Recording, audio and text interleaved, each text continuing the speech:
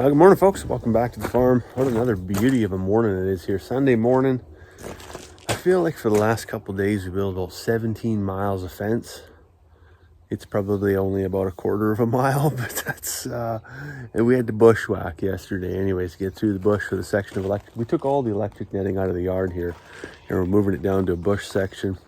So I'm going to try and let the sheep out of where they're currently at in our big pie-shaped piece and let them into the bush. And then and I've got another section of actual permanent fence to build, just trying to expand some of their grazing into that forested section where, you know, the cows can't really use it. It gets overgrown every single year, and then really it's kind of a bit of a fire hazard. And every year I'm thinking, well, man, like if a fire ever swept through there, I mean, it actually probably would be the best thing. It would clean it right up, but it's something a guy never really actually wants to happen on the farm in a hard to access area anyways. So I'll get the side-by-side fired up here and then get down there. Actually, maybe I'll take the truck. I think I'll take the truck because then the wife can bring the side-by-side down with the kids. She's not feeling good there today. She's been up all night puking and whatnot, so that's not good. Anyways, kids are still sleeping, so we'll get at it here and maybe they'll join me later, maybe they won't. All right, so we're down here in the bottom. This is the bushy section. We haven't even named this yet. I don't know what we're gonna call this because we got the dugout, the little pie, the big pie. I don't know what this is gonna be. This is gonna be something. We'll figure out a name for it. But anyways, you can see where I've got the electric netting I just poked it in there last night. It's not tight or strung where it's gonna end up, but the wife mowed me a section here last night just so that it's not all, it's tough, right? It's tough to get that stuff to touch the ground if it's all overgrown like this.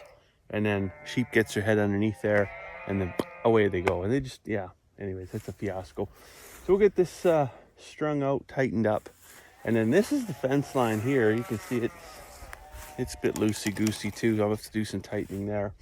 But I'm going to put on the other side of it, I'm going to put this page wire. I got another roll of 3-foot page wire.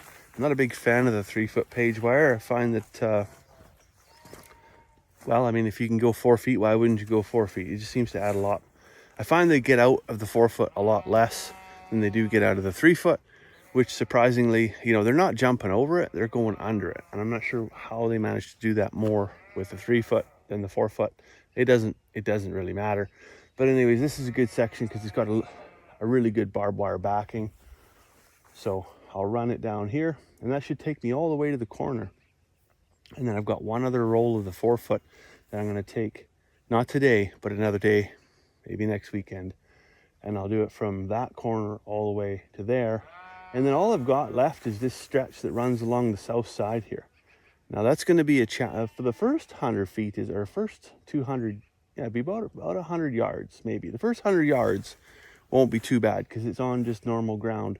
But then there's well, we call it a creek crossing, but it's not really a creek. It's an ephemeral draw. So like it's dry right now, but it's a dip. And so it sees a pile of water and logs and all kinds of stuff float through it in the spring. And it's not the easiest ground to navigate. So we'll see what the plan is there for that, but I'll try it.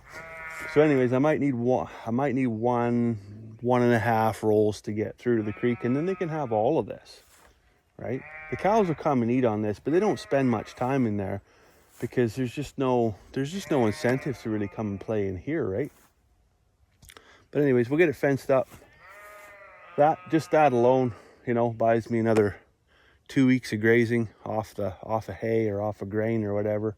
So I'll take it if I can get a little bit extra out of the grass, out of the land that we have that is currently just not being utilized by the cattle.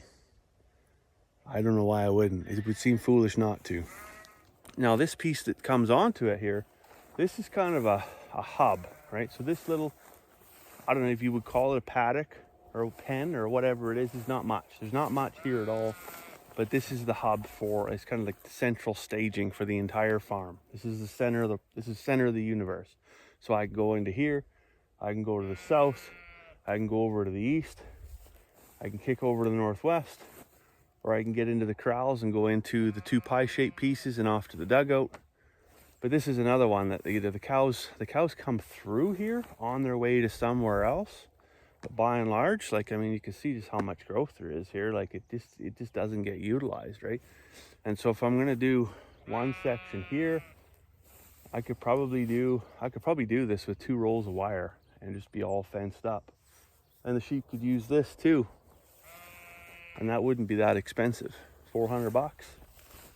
And that'd buy me 2 weeks of grazing right there.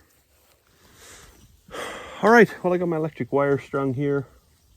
The sheep are out. Well, the sheep are in. That's the thing. Like, there's nothing more calming than the early morning sunshine and listening to the sheep munch on the grass on the right side of the fence and not the wrong side of the fence. So anyways, they're in there exploring. It seems like there's an abundance of grass in there right now, but I'm not sure. It depends. We'll see how long it takes them to chew this down now that we've had some rain this year by comparison to last year. I find that a full-grown ewe is going to consume like 4 to 5 pounds of dry matter per day. You know, that's what they need. That's their nutritional requirement. But they'll actually probably eat more than that and then just poop it out. Like, there's probably a lot of waste just in consumption and excretion. So hopefully, anyways, this can keep up to them for a little bit, and then let the big pie-shaped piece and the little pie-shaped piece and the dugout and all that recover for a little bit. We've seen some pretty bad drought years where we actually ran out of grass by the 1st of July, and that's a tough situation, because what do you do then, right?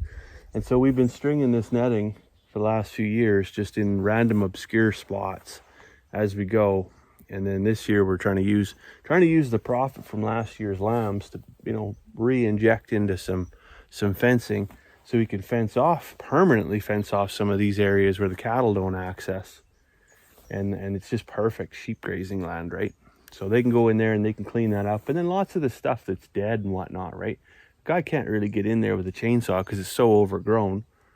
But if they clean it out, if the sheep clean it out, it's much easier to go in there with a saw and start bucking a few things up. And we don't have a wood stove or nothing like that, but that's on the wish list too, I should say. But won't be this year. But yeah, there's almost an endless supply of firewood here for what we would use anyways. And then you could get you could get some kind of dappled sunlight a little bit. Be great silvopasture in here. Right now it's just jungle. So have at her, girls.